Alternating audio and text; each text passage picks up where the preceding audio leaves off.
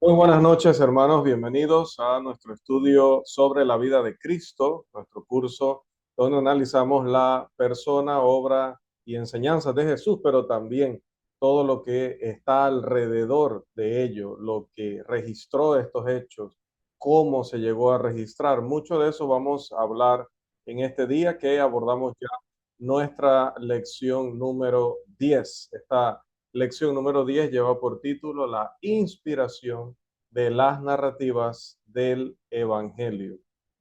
La inspiración de las narrativas del Evangelio. Bien, ahí está ingresando nuestro hermano Moisés, le damos la bienvenida y bueno, voy a devolver solo allí esa frase para introducir y que el hermano también pueda aprovechar, ¿no? Decíamos en nuestro curso Estudios sobre la vida de Cristo, ya abordamos nuestra lección número 10 y tratamos hoy el tema, gracias a Dios, la inspiración de las narrativas del Evangelio. O sea, esta lección va a enfocarse en los documentos que nos cuentan la vida de Cristo. Recordemos, como ya hemos explicado en este curso y en otros, que cuando decimos los evangelios, no es que hay más de uno. El evangelio es uno solo y si hay uno diferente, sea anatema, dice la palabra, pero estamos utilizando el término en sentido técnico. Es decir, Mateo es el evangelio según lo reveló Dios a Mateo. Marcos, el evangelio, según lo reveló Dios a Marcos, y así cada uno. Entonces, en la academia, en lo técnico, se dice los cuatro evangelios, pero en realidad es una frase muy resumida que quiere decir las cuatro versiones del mismo evangelio. En este caso es el evangelio de Jesucristo. Bien, con esta aclaración vamos entonces al primer punto nuestro esta noche que tiene que ver con la cuestión. ¿Y cuál es la cuestión cuando hablamos acerca de los relatos escritos del Evangelio? Pues, como dice Hebreos capítulo 1, versículos 1 y 2, en una sola frase, que Dios nos ha hablado. Esta es la proposición fundamental del cristianismo. Todo lo que ofrece al mundo se basa completamente en esta base o en este fundamento. La Biblia repetidamente afirma que es el registro de la revelación de Dios a los hombres y ofrece el testimonio de testigos oculares sobre la evidencia milagrosa que acompaña a estas revelaciones. Los modernistas, por otro lado, o al contrario, ofrecen dos proposiciones fundamentales. Una, la posición que podríamos llamarla de el escéptico extremo. La otra, la de su camarada menos radical. Las proposiciones son, uno, que no hay Dios. Y la segunda, que hay un Dios, pero que Él no ha hablado al hombre, que la Biblia no es la palabra de Dios, por ende. Nadie ha mejorado el análisis bíblico de la locura de la posición radical extrema. Tanto en brevedad como en poder, permanece sin igual la frase que encontramos en aquel Salmo 14, verso 1, y que dice el necio en su corazón, no hay Dios. Quien dice esto es necio y lo dice en su corazón, no es una realidad. El ateo es completamente impotente para explicar el universo e incluso su propia existencia personal. Permanece desamparado ante la presencia de la muerte. Pero ¿podría haber algo más absurdo que la segunda posición modernista de que hay un Dios, pero que no ha hablado? Ellos admiten la necesidad del teísmo, tiene que haber un Dios, un ser sobrenatural. Admiten que la más mínima inteligencia requiere la creencia en la existencia de Dios. Admiten la necesidad del hombre de una revelación. Con gran patetismo y ansiosa o ansiedad llorosa proclaman su anhelo de saber algo sobre Dios y sobre la vida después de la muerte. Apagan la luz de la revelación y luego pasan sus días balbuceando y, como dijo el apóstol Pablo, buscando a tientas en la oscuridad tratando de encontrar a Dios, si acaso lo pueden hallar. ¿Cuáles son entonces las alternativas, como le podríamos llamar? Si hay un Dios, ¿qué tipo de Dios es Él? ¿Que no debería comunicarse con el hombre? ¿Le falta acaso inteligencia? ¿Le falta poder o amor para comunicarse con el hombre? ¿Qué tipo de Dios adora este modernista? No es sorprendente que generalmente este tipo de personas lo escriba o escriba la palabra con una D minúscula cuando dice o cuando escribe Dios, porque su Dios no es más que un superhombre impotente en medio de las leyes de la naturaleza. No es sorprendente que haya entonces una tendencia continua entre los modernistas hacia la negación final de la existencia de Dios, pero como un ser personal. Ya luego te dicen que es una energía, que es un poder, que es algo que no pueden explicar, pero ya le quitan la personalidad. ¿Por qué? Porque ¿quién estaría interesado en un Dios que no poseyera el poder de hablarnos, de revelarnos su persona y su voluntad y el camino a la vida eterna? O un Dios que no tuviera la sabiduría y el conocimiento para hacernos conocer aquello que nunca podríamos descubrir por nosotros mismos y que es tan necesario para la vida aquí y en la otra vida. O un Dios que, aunque tuviera todo poder y sabiduría, careciera tanto de amor que no se esforzara por hacer conocer al hombre sus posibilidades, sus obligaciones, sus peligros y su destino. Entonces, esto los lleva mejor a decir, no es realmente un ser o una persona, sino que es una cosa. Pero vamos al libro que manda, que ordena, que organiza, que desarrolla y realiza verdaderamente nuestras vidas, la Biblia. Y hablemos de la afirmación fundamental de ella. La Biblia revela la existencia y voluntad de Dios. Afirma que Dios sabe, que Él ama, es todopoderoso, nos ha hablado, ha obrado nuestra redención si tan solo le obedecemos. El Nuevo Testamento declara ser la revelación completa, final y perfecta de Dios. Las narrativas del Evangelio forman la base esencial del Nuevo Testamento porque proporcionan los registros históricos de la encarnación, la vida, la enseñanza, la voluntad de Jesús, el Hijo de Dios. ¿Cuál es la evidencia entonces de que estas narrativas están inspiradas de manera única, que son la palabra de Dios dada a nosotros por hombres que fueron guiados en su redacción por el Espíritu Santo? Pues hablemos de las afirmaciones implícitas de los escritores del Evangelio. Los autores de las biografías de Jesús, es decir, Mateo, Marcos, Lucas y Juan, no hacen una declaración específica de esa inspiración. O sea, no comienzan su escrito diciendo, voy a redactarles esto, pero Dios me ha guiado de manera perfecta y sobrenatural para redactar estas cosas. No de esa forma. Pero un estudio de las narrativas mostrará que esa afirmación implícita de guía milagrosa está detrás, está en el fondo de todas estas narrativas. Dos de los escritores fueron apóstoles, como muy bien lo sabemos, y los relatos mismos describen cuándo y cómo fueron dotados con información y poder milagrosos y cómo dieron pruebas de este don. Además, los relatos del Nuevo Testamento afirman que incluso los líderes de la segunda generación de cristianos fueron dotados con este mismo poder milagroso mediante la imposición de las manos de los apóstoles. Así que, aunque los evangelios no comienzan ni terminan con la declaración explícita de sus autores de que fueron inspirados directamente por Dios, ellos revelan la vida de Jesús. Y en el transcurso de esta narrativa, declaran que sus apóstoles y otros líderes elegidos estaban así dotados milagrosamente. Tal manera de afirmar inspiración es la más poderosa que podría imaginarse, ya que está anclada de manera segura en los hechos reales de la historia, en lugar de descansar sobre simplemente la declaración del autor. Mateo fue un recaudador de impuestos de Galilea, a quien Jesús llamó para ser uno de los apóstoles.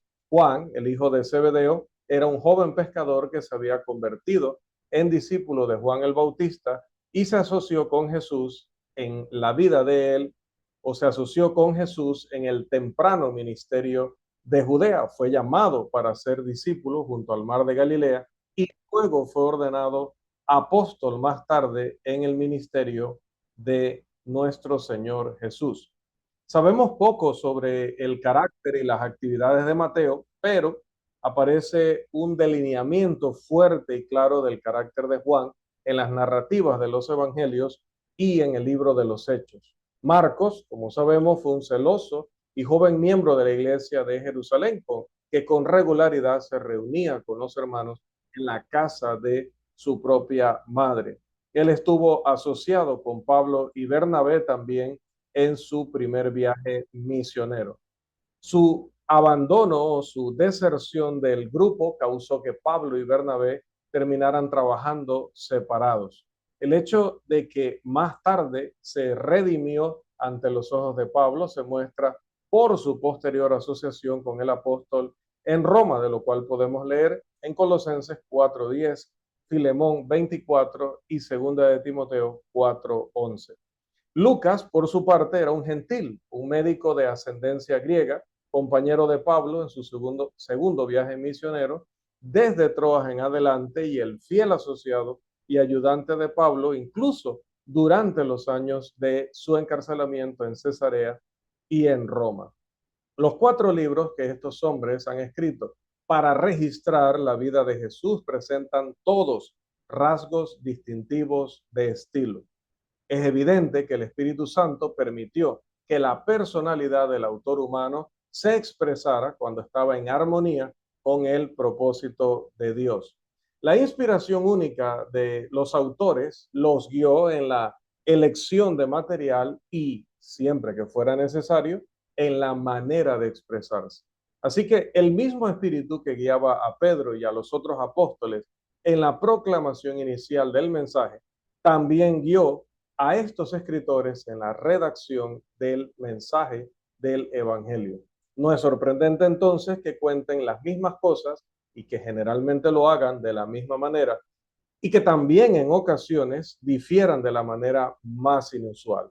Así, el Espíritu Santo proporcionó un testimonio unánime a través de la adversidad de la diversidad, de personalidades y expresiones dentro de este grupo de autores.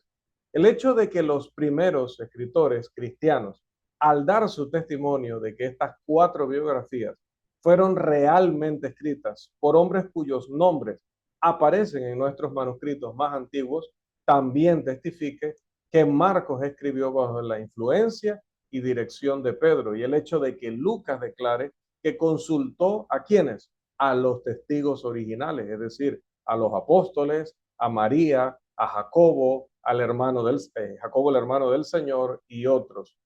Fundamentan todo esto sólidamente los documentos sobre el testimonio de los apóstoles y los testigos oculares. Mateo y Juan escribieron sobre lo que ellos mismos vieron y oyeron y conocieron. De hecho, dice el apóstol Juan en Primera de Juan, capítulo 1, versículos 1 al 3, nuestro hermano Agustín, lo siguiente. Lo que era desde el principio, lo que hemos oído, lo que hemos visto con nuestros ojos, lo que hemos contemplado y palparon nuestras manos tocante al verbo de vida. Lo que hemos visto y oído, eso os anunciamos. Los hechos fueron conocidos directamente por 2 de los autores y fueron fácilmente obtenidos por los otros 2. La selección de los hechos y la manera de expresarse y organizar también necesitaban la guía del Espíritu Santo. Y hablemos un poco más acerca de esto. Hablemos de la información sobrenatural transmitida. Ciertas excepciones a este conocimiento inmediato son evidentes en las narrativas y ellos proporcionan una fuerte prueba de su inspiración divina. ¿Qué queremos decir? Que los autores no declaran explícitamente que están inspirados por Dios, como ya lo mencionábamos al inicio, pero lo asumen con toda naturalidad. Esto se ve claramente cuando relatan deliberadamente cosas que ningún ser humano podría conocer por sí mismo sin una guía sobrehumana. Por ejemplo, Marcos al final de su evangelio declara, voy a decir osadamente, lo que sucedió en el cielo después de que Jesús desapareció de la vista de los apóstoles mientras estaban en el conocido monte de la Ascensión. Dice Marcos en el capítulo 16 y versículo 19 de su libro lo siguiente, por favor. También nuestro hermano Irving, si está disponible para la lectura, puede apoyarnos, por favor. Y el Señor, después que les habló, fue recibido arriba en el cielo y se sentó a la diestra de Dios. ¿Cómo podría cualquier hombre común saber lo que sucedió en el mundo invisible arriba sin una guía milagrosa? Marcos expresa esto sin explicación o defensa. Él asume la inspiración divina. Los escritores del Evangelio cuentan lo que sucedió también en el desierto cuando Jesús fue tentado, pero no había ningún hombre presente para ver o escuchar. Relatan las oraciones íntimas de Jesús en el jardín de Getsemaní.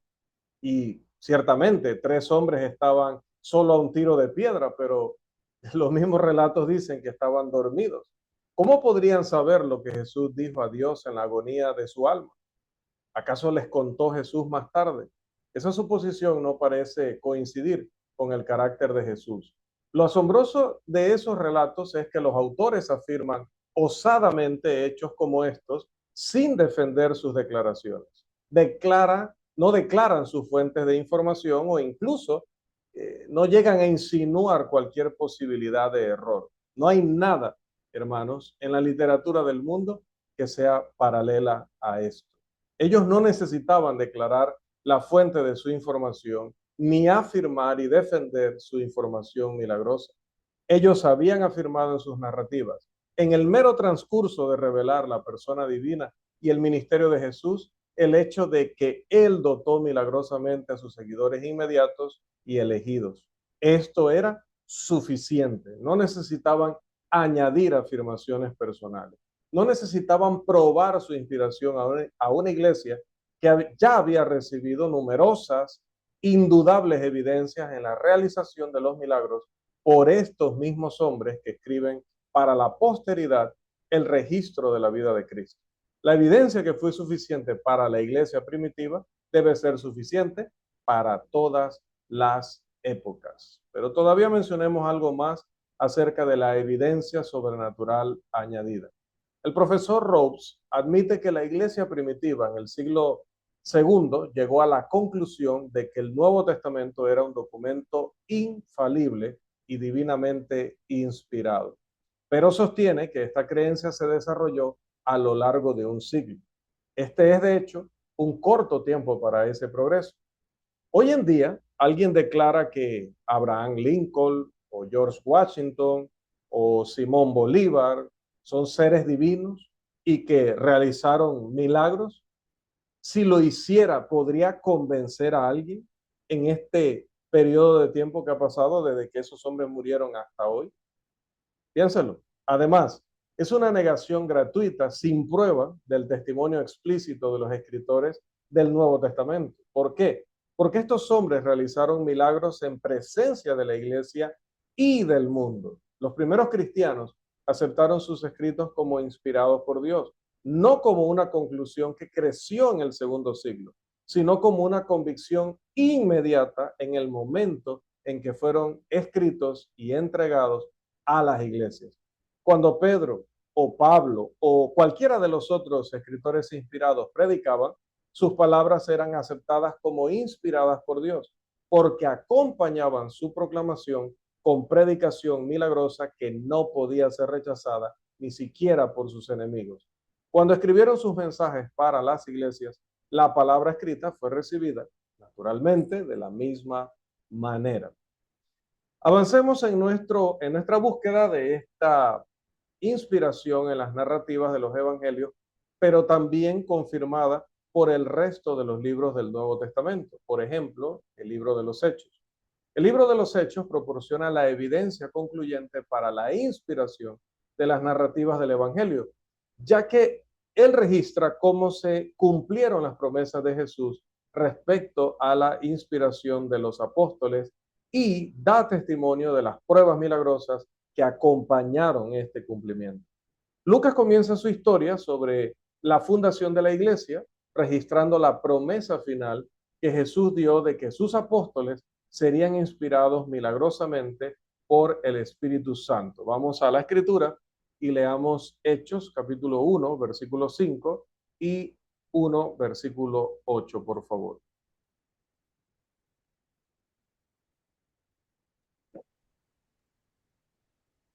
Seréis Seréis, bautizados. A ver, gracias. Tenemos entonces confirmación de Irving de que nos puede ayudar. Vamos a darle esta lectura a Irving. La siguiente, entonces, vamos a ir alternados, ¿no? Vamos con Irving y en la siguiente con Agustín. Volvemos a Irving. Gracias. Esto es emocionante cuando hay varios lectores y hoy tenemos también varios estudiantes. Hago la pausa para dar la bienvenida a también nuestro hermano Josué Sequeira, a nuestro hermano Juan Ramón. Bienvenido. Bienvenidos, hermanos. Qué alegría tenerles aquí. Ahora sí, hermano Irving, por favor, 1.5 y 1.8 de el libro de los Hechos. seréis bautizados con el Espíritu Santo dentro de no muchos días, pero recibiréis poder cuando haya venido sobre vosotros el Espíritu Santo y me seréis testigos en Jerusalén, en toda Judea, en Samaria y hasta lo último de la tierra. Luego Lucas procede a registrar el cumplimiento de esta promesa en el día de Pentecostés y los prodigiosos milagros mediante los cuales Dios demostró su cumplimiento. Cada página de este gran libro ofrece evidencia acumulativa de la inspiración de los apóstoles y de los líderes que se asociaron con ellos después de haber sido dotados milagrosamente, siempre mediante la imposición de manos de los apóstoles. Citas características de todo el libro son las declaraciones concernientes al apóstol Pablo en Iconio y en Éfeso. Vamos a ver aquí algo. Aquí están. Hechos 14:3 y 19:10 y 11, por favor. Por tanto, se detuvieron allí mucho tiempo, hablando con denuedo, confiados en el Señor, el cual daba testimonio a la palabra de su gracia, concediendo que se hiciesen por las manos de ellos señales y prodigios. Todos los que habitaban en Asia, judíos y griegos, oyeron la palabra del Señor Jesús, y hacía Dios milagros extraordinarios por mano de Pablo. La evidencia del libro de Hechos se relaciona directamente con Mateo, Marcos, Lucas y Juan, ya que dos de estos fueron apóstoles y los otros dos líderes asociados elegidos por los apóstoles. El énfasis insistente de Hechos sobre la inspiración divina de los mensajeros cristianos hace que probar este hecho sea uno de los principales objetivos del libro. También hablemos acerca de las afirmaciones del libro de Apocalipsis y de Hebreos. Aunque los evangelios no contienen afirmaciones directas por parte de los escritores sobre su inspiración, ellos son parte del Nuevo Testamento y las afirmaciones de otros escritores constituyen una afirmación indirecta por parte de aquellos que registran la vida de Cristo. Juan escribió el libro de Apocalipsis y en él hace las afirmaciones más directas, más explícitas de una revelación directa de Dios que él está registrando. La fuerza de esto debería reflejarse también en el evangelio que él escribió, lo cual es ineludible. Vamos a leer las palabras del apóstol en el capítulo 1, versículo 1 y 2 del libro de Apocalipsis, por favor.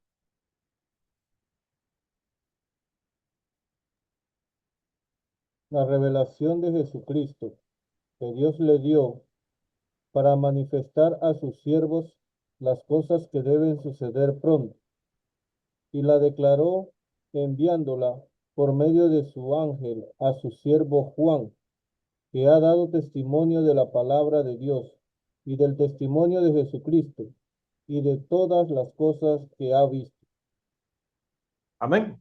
La afirmación con la que abre la epístola a los hebreos, su autor, coloca un profundo énfasis en este gran hecho de la inspiración, tanto de la antigua revelación como de la nueva.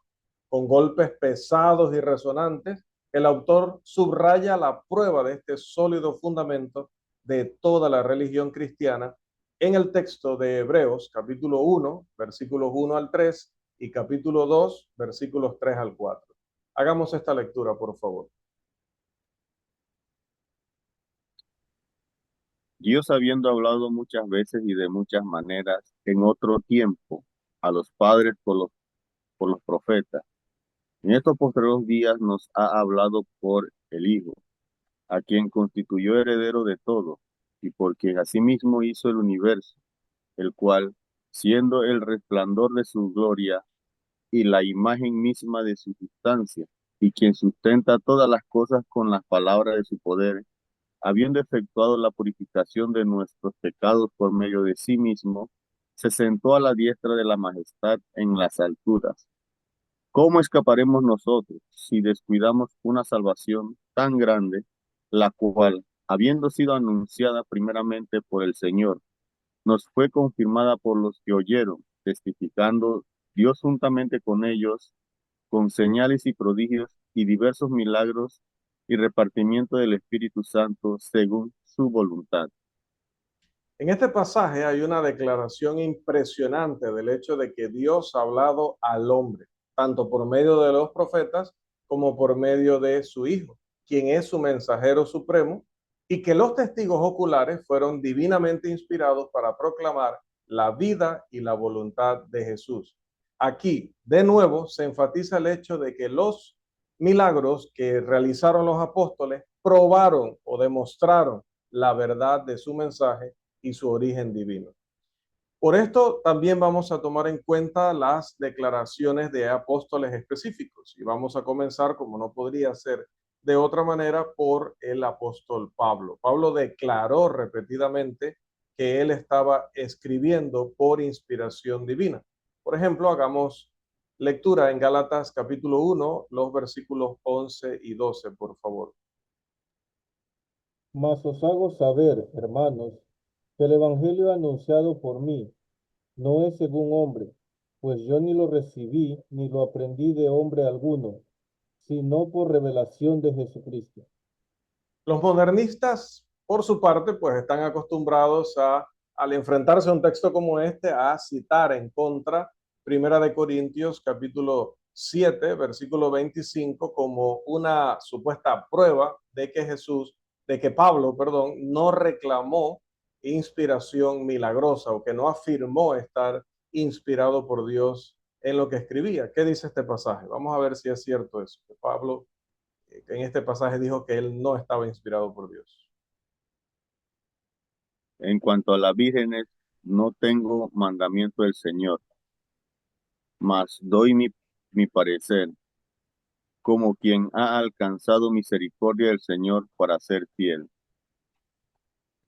Según ellos, este texto parece sonar que el apóstol dice en realidad, yo les doy mi parecer, mis ideas, les comparto porque yo no tengo inspiración de Dios, pero en lugar de probar que Pablo no reclama escribir por inspiración divina, esto prueba exactamente lo contrario. No está claro si el significado de Pablo aquí es que Jesús no dio ninguna enseñanza específica sobre este punto durante su ministerio y así él no pudo citar a Jesús directamente, sino que tuvo que hablar como fue guiado por el Señor, o que en este punto no tuvo revelación del Señor, sino que estaba dando el juicio, el parecer de un hombre inspirado.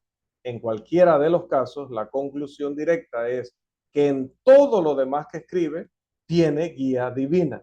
En el contexto anterior, él hace evidente referencia a la enseñanza de Jesús sobre el divorcio. Leamos, por ejemplo, Primera de Corintios, capítulo 7, versículo 10.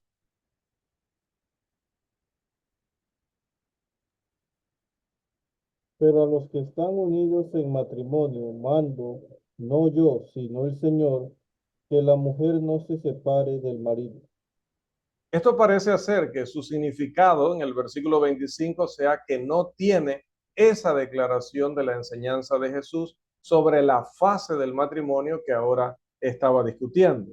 Incluso si se concede la contención del modernista de que Pablo admite que en este punto particular no tiene una revelación directa de Dios, esa contención convierte inmediatamente a este pasaje en la excepción que prueba la regla, porque la inevitable conclusión es que si en este pasaje él estaba dando su parecer, pues, ¿qué quiere decir? Que en todo lo demás que Pablo había escrito, sí estaba dando mandamientos que había recibido por revelación o por guía milagrosa directamente del Señor.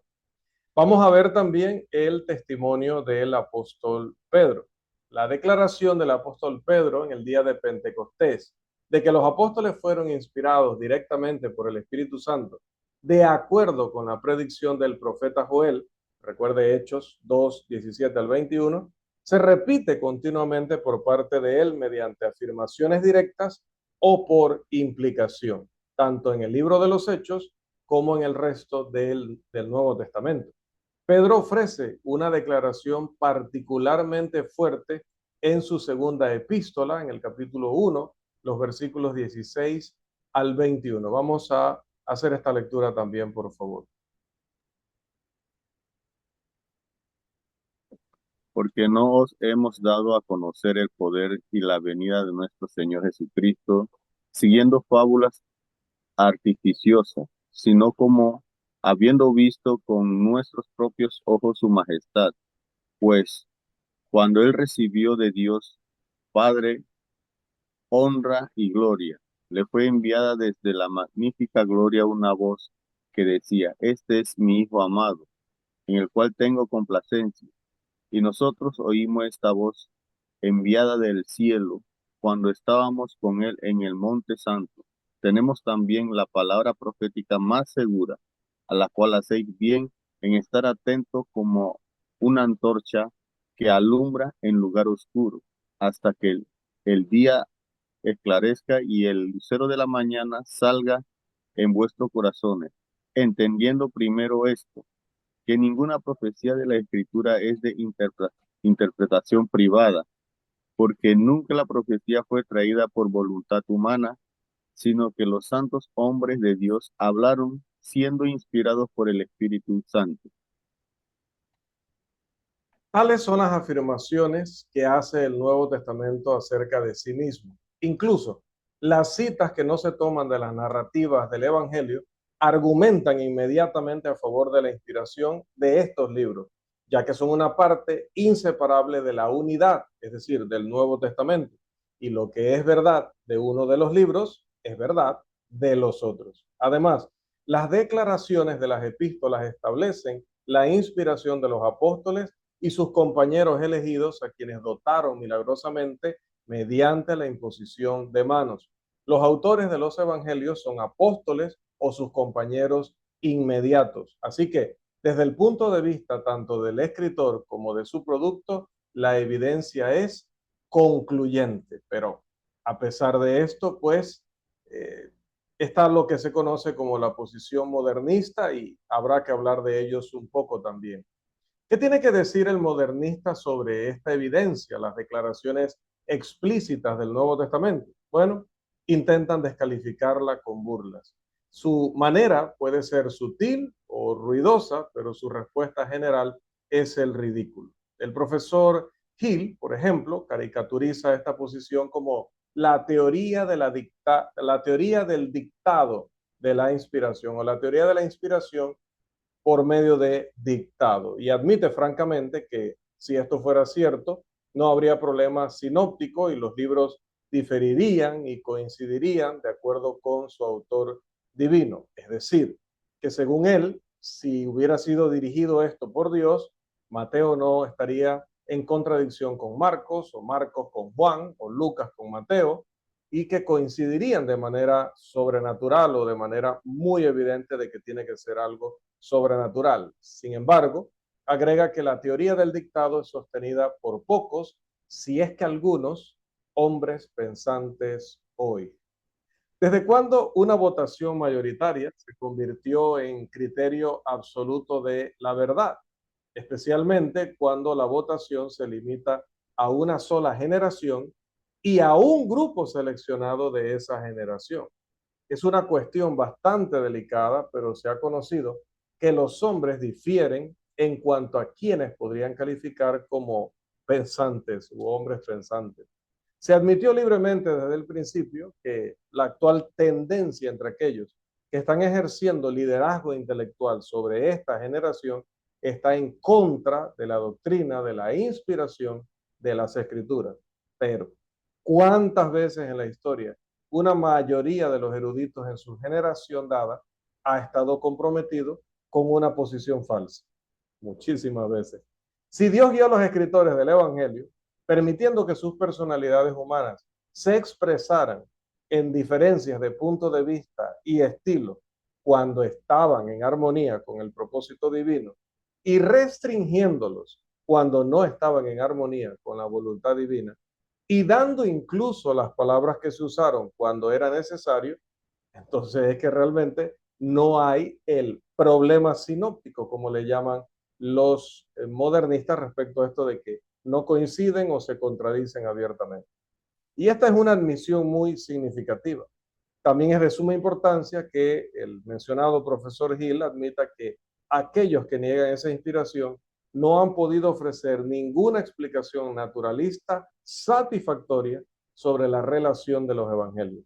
Si Dios es excluido de la explicación, el hombre se encuentra incapaz de explicar cómo es que estos libros nunca se contradicen y cómo es que cuentan toda la historia de Jesús de manera tan perfecta, hermosa y maravillosa.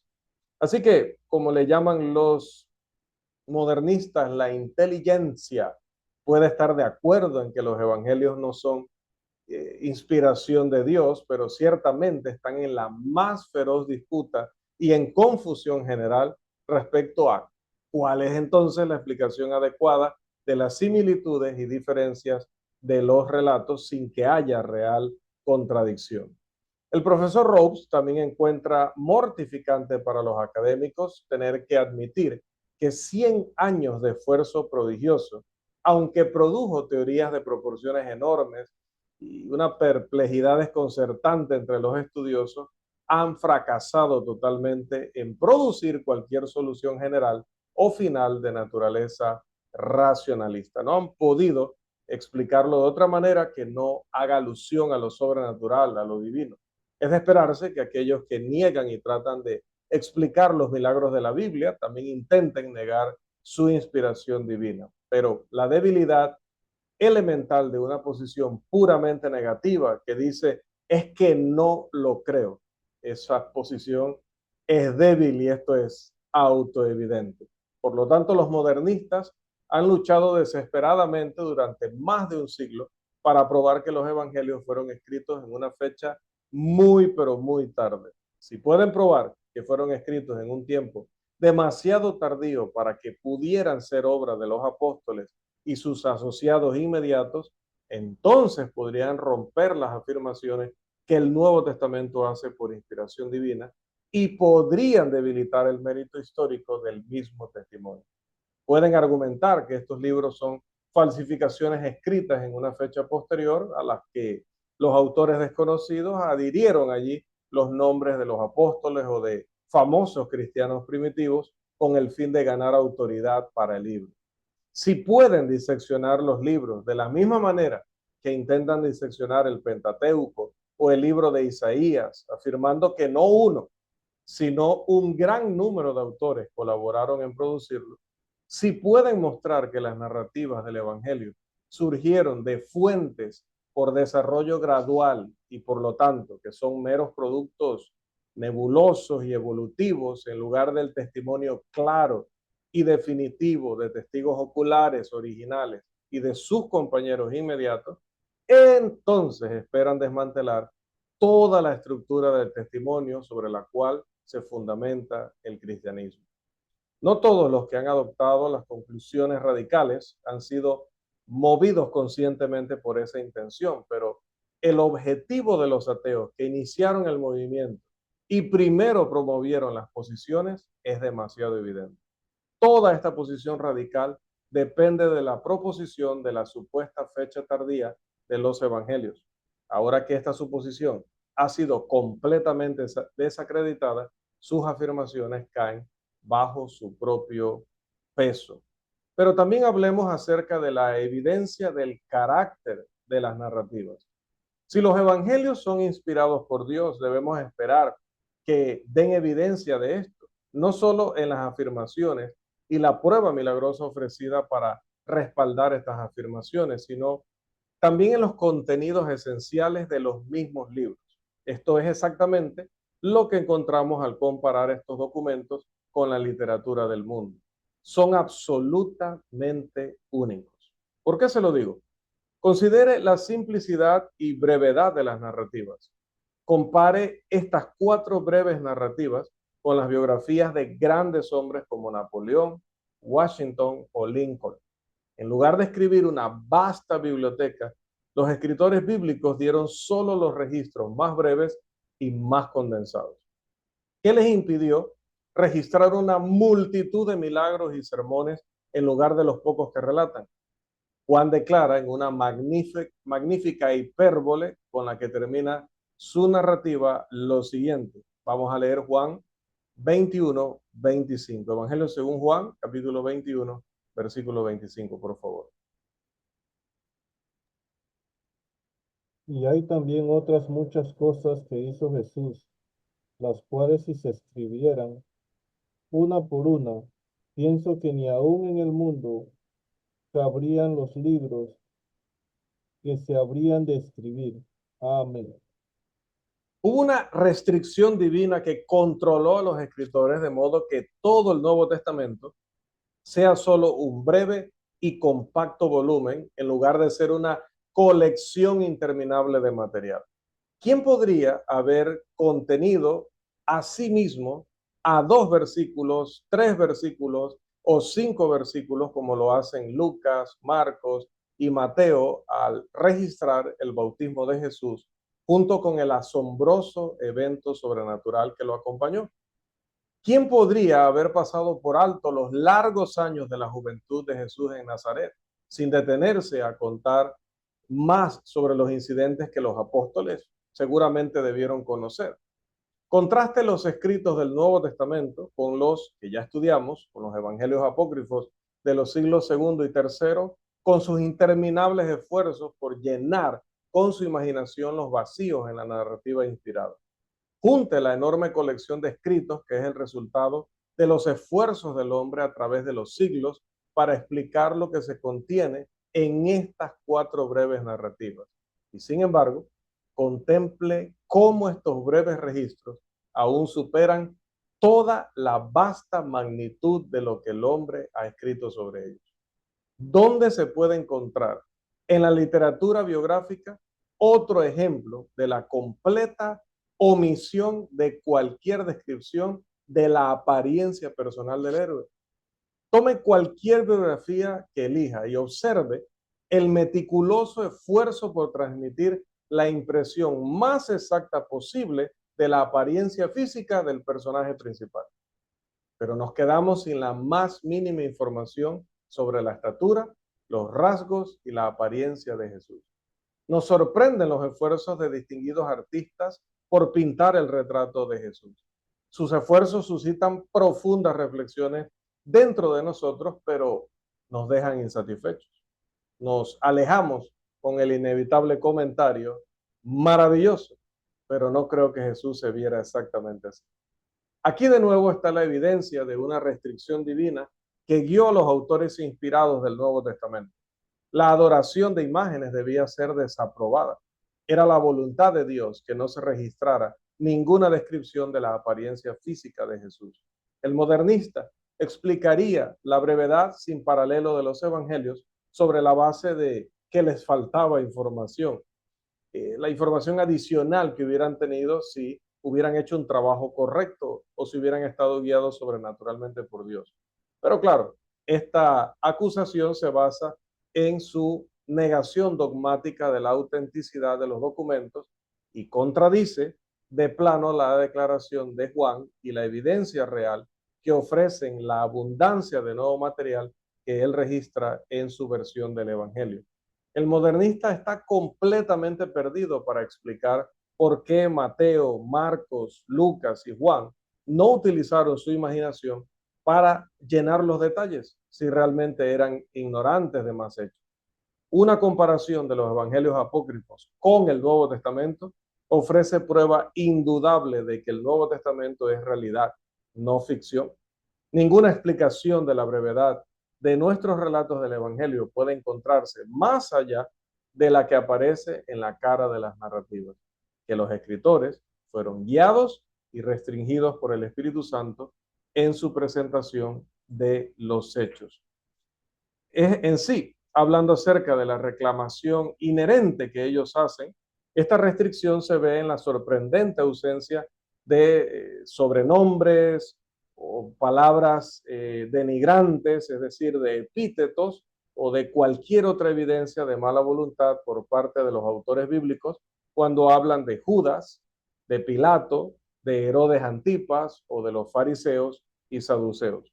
Más bien, los hechos se relatan de manera impersonal, lo que refleja de manera sublime la oración de Jesús por sus enemigos mientras moría en la cruz. ¿Puede esto tener equivalente en la literatura biográfica del mundo?